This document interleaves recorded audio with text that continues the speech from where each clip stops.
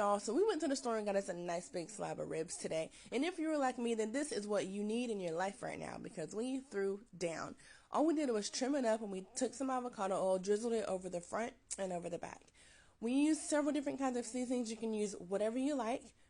Most seasonings don't have any sugar in it, so you should be fine. After we seasoned them up, we stuck these in the fridge and let it marinate for about 48 hours. And after our love and patience, we took them out and we cooked them in the oven for about 30 minutes first.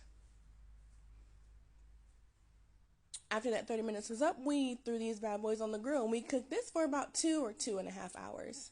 And they looked gorgeous. But we're not done yet. After they were done, we took it off and we started to sauce.